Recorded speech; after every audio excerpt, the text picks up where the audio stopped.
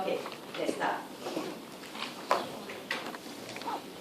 Okay, SIM or Spoon, Budget, all these companies that you think of here. Point one, is power vested in the position in the office hierarchy the way Weber described? So this one to inform you that Weber described that power is vested in office hierarchy. Yeah, in such a way that top management is supposed to have top power, and power being reduced as the position come down the hierarchy. Yeah, between the CEO, very powerful. Yeah. Lecturer, not that powerful. Yeah, by formal office hierarchy. Resource dependency, do they agree? Do they agree? Do they agree?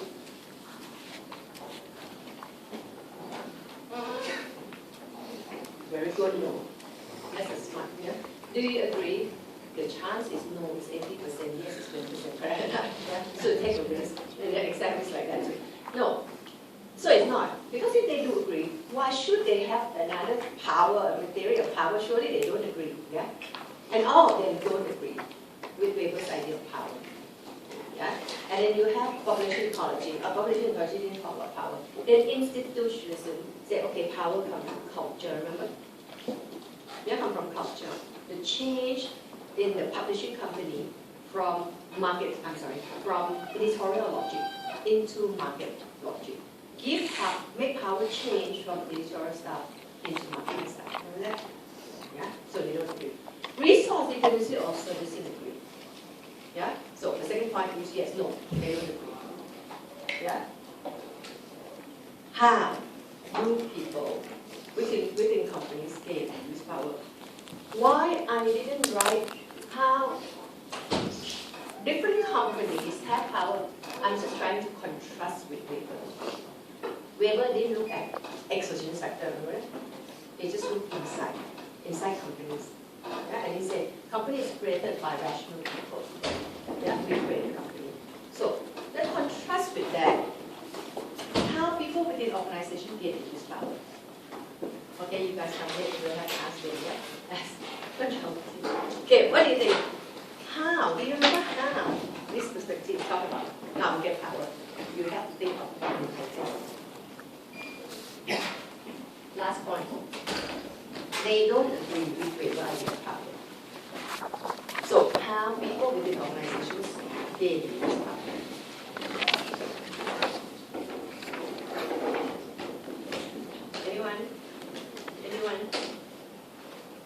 Anyone? How do they gain this power? Power come from where?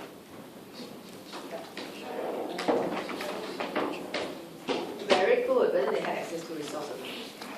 Yeah? So what you try to do is to be in the position.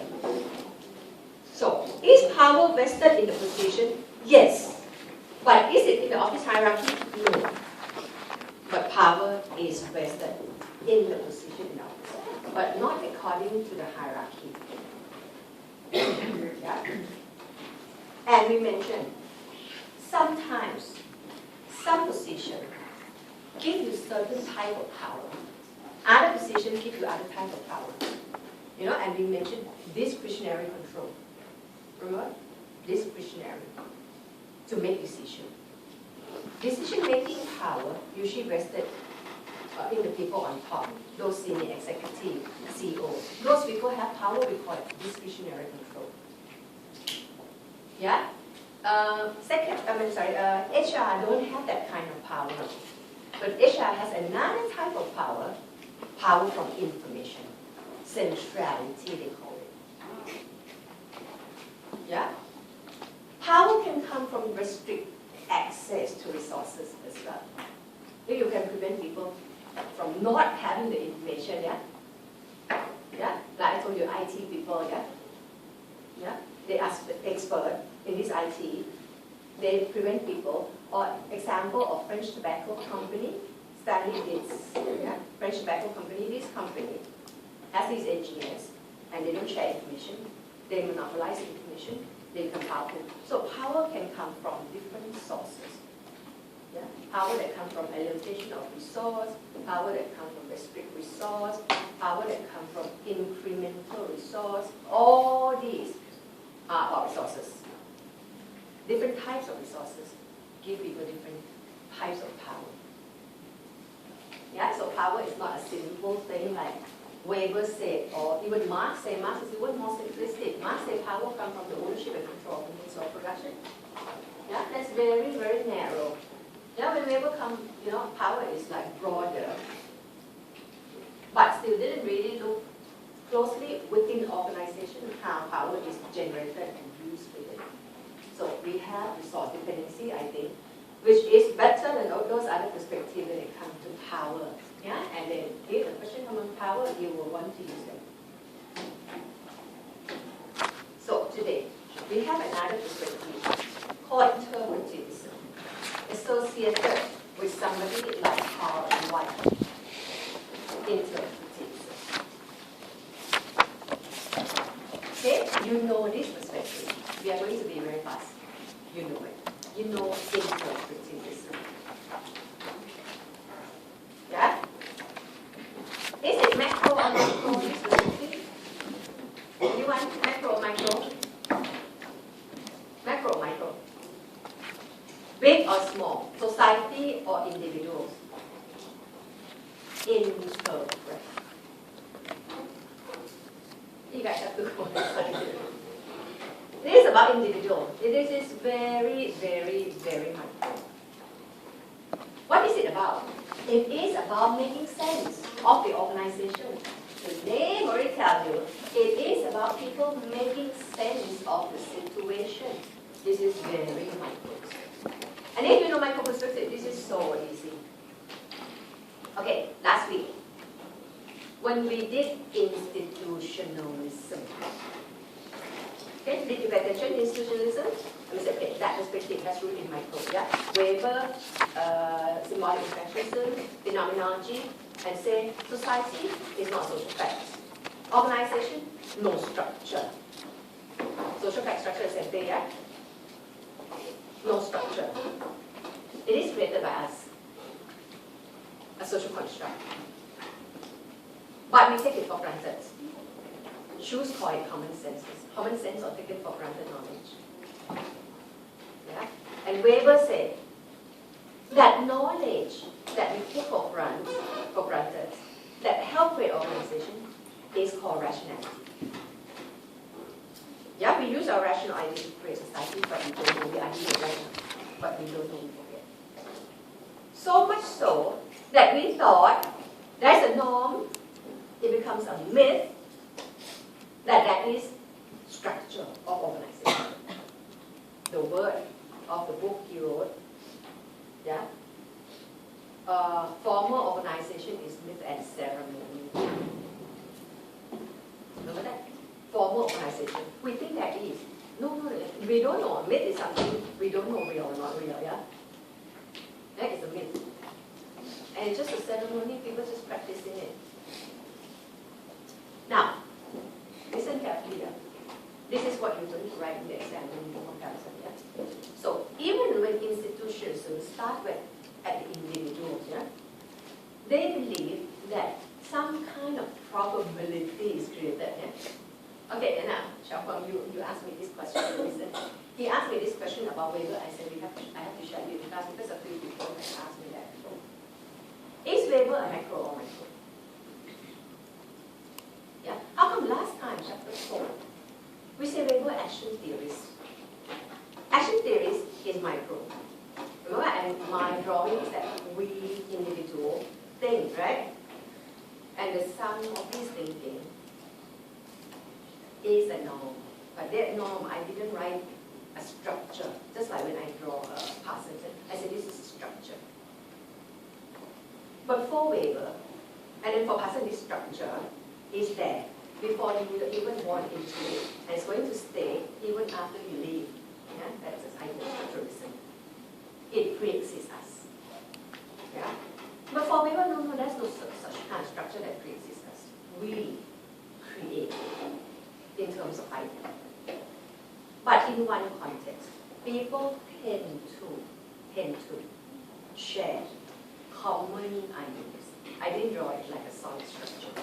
It's a probability, chance, likelihood. That people share the idea of how to behave as a student, how to be a man.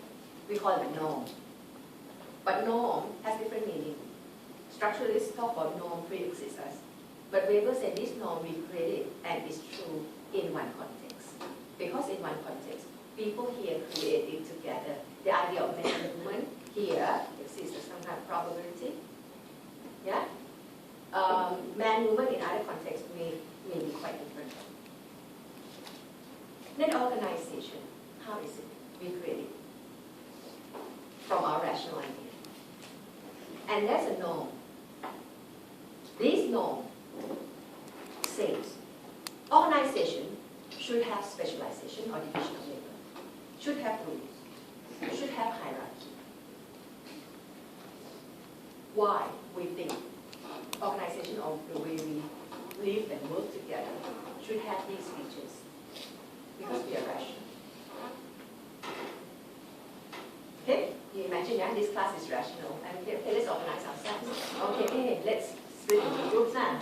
Let's have boss, let's have rules. We create it through our ideas rationality. So it becomes so-called structure if you use the word structure loosely. Yeah? Weber has never said all organizations must fit this structure. He never said that. That's why he said this is an ideal type. Ideal type is too ideal. So structural approach too ideal. Okay? We never be like that. The structure is a probability. There are people who don't follow this structure. Remember when I draw the structure, there are some people outside. Because it is called rationality. And you say most of us are rational. You agree? Nowadays, most of us are rational. We calculate, yeah? What we do. We don't just do it according to tradition or our heart. We calculate pros and cons, advantages, disadvantages, and we do it according to that calculation. Always happen? Not always happen. Chinese New Year just over. Is it over? I don't know. Chinese New Year. People spend a lot of money on their food, eating abalone that they don't usually eat. Yeah? Kill more sharks because they love to eat sharks' fins. Family members fly all the way from overseas, very far, from the States, from Australia, to have reunion dinner. All these activities, are they rational? Rational? Did you calculate, okay, I spent so much money, I'm coming back to see my relatives, I'm going to get something out of it. Do you think it that way? Maybe, if I need that help, at least I have help. But we don't usually think it that way. We come because it's traditional. Yeah? Because we feel like doing it. Those are not based on rationality at all. So to say we are rational, correct. Are we all rational? No. Are we always rational? No. Most of the time. That's why a structure is created in terms of tendency or probability. Is it clear? Are you clear? So you clear about why Weber? Certainly in organization is a structural approach. Yeah. Because he looked at the structure, he looks at structure in terms of the ideal type. But ideal type is not very, very that structured. So it's just an ideal model. This is the structure that we can use to compare. Do all organizations have to match this? No. This is ideal. This is an ideal type. Yeah? structural approach, the structural approach would have said, the model is there. You are socialized into it. You get it. You 100% getting it. You know that kind of thing. But for Weber, it's more a problem. So, when institutionalists take idea of Weber, yeah, they do think of organization as pattern, more pattern as well. Okay, last week, yeah, institutions, we create society, we create organization. Organization is a myth. It's a myth. A myth is a norm. The norm is still there. This perspective is very micro. Didn't look at norm, but look at how the individuals create the society. Very micro. The most micro of them. Okay? So, we have the first perspective, population ecology, very structural. Population exists in ecology. Ecology, environment, determine us. Yeah? Environment, determine. In the water, you need fin to swim. Environment on the air, you need wind. Yeah? It depends on the environment. So then, species create these organs. Organization, same. Depends on the environment. Internet environment, you have computer. So you have different organs. Yeah? So individuals don't make choice. You don't have, they are not active. They depend on the environment. Organization depend on technological environment, demand. Those are the environment. So that perspective, see the individuals as being totally passive. And then you have institutionalism, more active, resource dependency, more active. This is very active. So you're going to see the action of the individual. No norm, no nothing. It is really about us acting, making things happen, making sense of organization. Now, this part, for some reason, you don't have much in the subject guide, yeah? So you try to take note as much as you can. So that you can create that one good paragraph, automatically. And I think you did it. You know why? Because this is very micro. So that if there is questions asked, you that somehow need to contrast the structural approach with the more action approach. You have this contrast, macro and micro. Yeah? Those that come in between, hard for you to write. Yeah? If they really want you to somehow, the question suggests that it has to be the contrast between structure and no structure. Yeah? You will take the structure, which is probably Weber or the population ecology. Yeah? More structural. And contrast it with this one. Okay. Don't read this first. This is kind of a bit hard for you now. Later we'll come back to it again. So it has roots in interpretivism, bringing the individuals back in social process. It's not talking about the norm, it doesn't talk about the norm that exists, or even the myth, or even the taken for granted knowledge. They look at the individuals.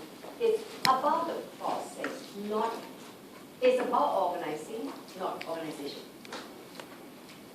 Organizing suggests that it is in the process of making and remaking.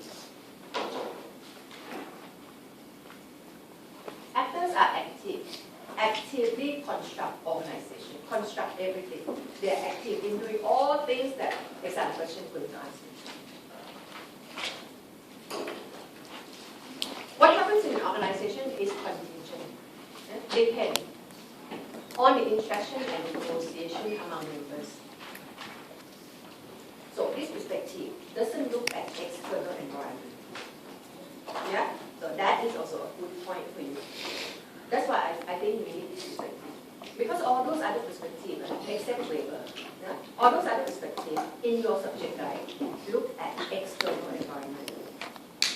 Yeah? So if you look at contrast that, they said, hey, look at endogenous factor, you forgot. This is it. They look at members inside. managers, employees, suppliers, regulators, all these negotiations among all these people. Any plan of work organization, because people usually learn by trial and error, no structure. Everything is about trial and error. Everything is fluid. Everything ever changing. Now, let me skip this here. Let me, just now I was looking at how is most effective way to tell you about this perspective. Let me look at the last page, which contains the analogy example. Okay, which is on this page. This is what